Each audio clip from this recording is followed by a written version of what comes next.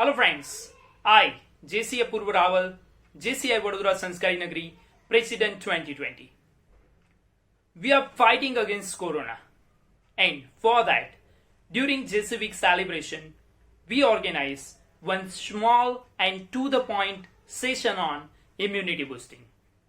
For that, we have very young and dynamic, supportive and helpful our today's speaker, Dr. Pawan Amin. His academic qualification is MBBS, MD, Diploma in Diabetes and Fellowship in Diabetes. He is owner and director of Param Diabetes Clinic and also consultant diabetologist in different hospitals. Let's welcome our today's speaker, Dr. Pawan Amin. Sir, floor is yours. Hello friends, आज मैं JCI Vadodara संस्कारी नगरी का धन्यवाद करना चाहूँगा कि उन्होंने जेसीआई वीक सेलिब्रेशन के दौरान मुझे मेरे एक्सपीरियंस और नॉलेज को शेयर करने का मौका दिया है। और आज का हमारा टॉपिक है इम्यूनिटी बूस्टिंग। तो हम लोग हमारी इम्यूनिटी कैसे बढ़ा सकते हैं। तो पहले हम लोग ये देखते हैं कि इम्यूनिटी क्या है। इम्यूनिटी मतलब हमारी बॉडी को कोई भी इंफेक्शन या रोग को न होने देने की हमारी बॉडी की जो क्षमता है वो, तो कोई भी डिजीज को या इंफेक्शन को हमारी बॉडी जो रोकती है उसको इम्यूनिटी बोलते हैं। इम्यूनिटी के दो टाइप होते हैं, एक एक्टिव इम्यूनिटी और एक पैसिव इम्यूनिटी। एक्टिव इम्यूनिटी मतलब कोई भी इंफेक्शन आपको होता है तो उसकी रिकवरी के दौरान आपकी बॉडी में जो एंटीबॉडीज बनते हैं उसको एक्टिव इम्यूनिटी बोलते हैं। अगर किसी इंफेक्शन के लिए आपको वैक्सीन दे दी गई तो वैक्सीन देने के कुछ दिनों के बाद आपकी बॉडी में एंटीबॉडीज बनेंगी, उसको भी एक्टिव इम्यूनिटी बोलते हैं। पैसिव इम्यूनिटी मतलब आपकी बॉडी अभी कोई एंटीबॉडीज बना नहीं रही है पर आपको बाहर से एंटीबॉडीज बाहर दिए जा रहे हैं, मतलब आपकी बॉडी में एंटीबॉडीज ट्रांसफर किए जा रहे हैं, उसको पैसिव इम्यूनिटी बोलते हैं। तो ये इम्यूनिटी इतना जरूरी क्यों है? अगर आपकी इम्यूनिटी अच्छी है तो आप फ्रीक्वेंटली बीमार नहीं पड़ोगे, फ्रीक्वेंटली इंफेक्शन नहीं लगेगी और अगर लगेगी तो भी जल्दी रिकवर हो जाओगे।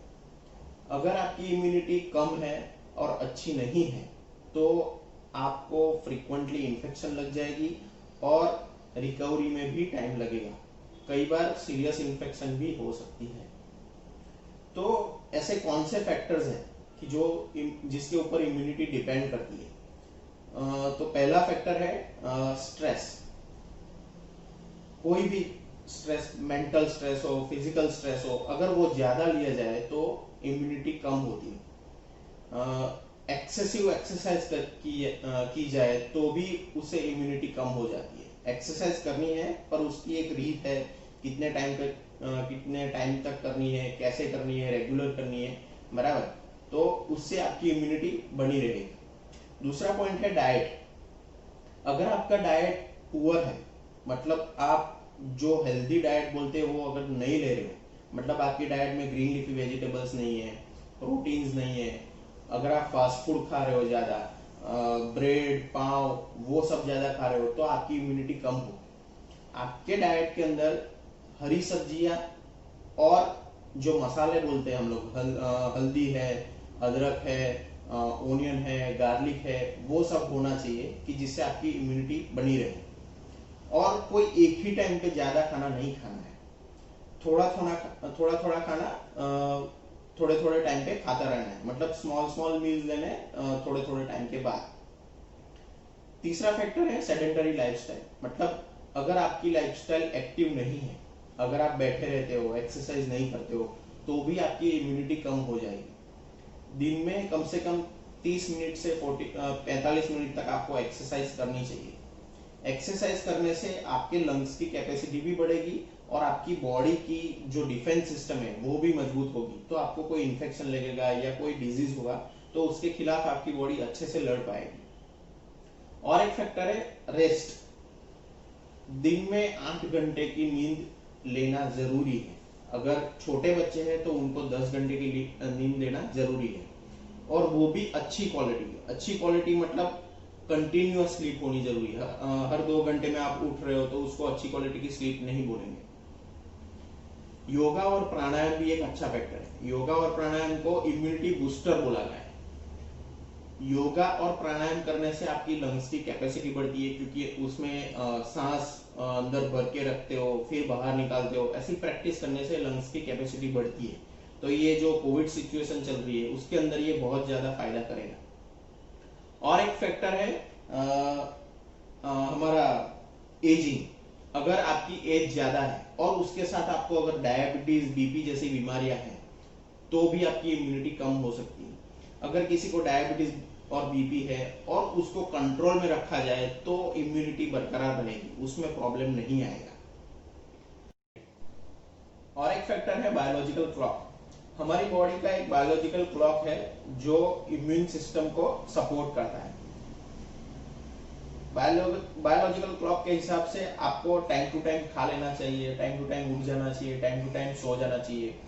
उससे आपकी इम्यूनिटी बढ़ेगी।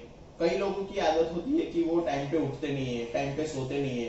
कई लोग दोपहर का लंच एक दिन 12 बजे करेंगे, एक दिन 3 बजे करेंगे, एक दिन नहीं लेंगे। तो उससे क्या है कि बायोलॉजिकल क्लॉक डिस्टर्ब होगी, उससे इम्यूनिटी भी डिस्टर्ब होगी। तो आपको आपका खाना पीना, सोना उठना सब टाइम टू टाइम करना है कि जिससे आपकी इम्यूनिटी बढ़े। और एक फैक्टर है हाइड्रेशन। मतलब आपको रोजाना 2.5 से 3 लीटर जितना पानी पीना है, उससे आपकी इम्यूनिटी बढ़ेगी। और गर्म पानी पी सको तो ये सिचुएशन में ज्यादा बेहतर रहेगा। पॉजिटिविटी मतलब हमेशा पॉजिटिव थिंकिंग करो, पॉजिटिव विचार करो। उससे क्या है कि आपकी इम्यूनिटी तो बढ़ेगी, पर ऐसा स्टडीज में पाया गया है कि जो लोगों की सर्जरी होती है तो अगर वो लोग पॉजिटिव है तो रिकवरी में कम टाइम लगता है, और नेगेटिव लोगों को रिकवरी में ज्यादा टाइम लग जाता है।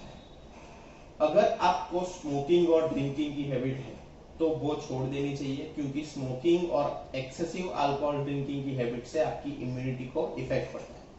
तो ये सारे फैक्टर्स है जिसको ध्यान में रख के आप अपनी इम्यूनिटी को बढ़ा सकते हो।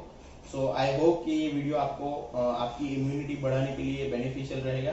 Thank you. Stay safe, stay healthy.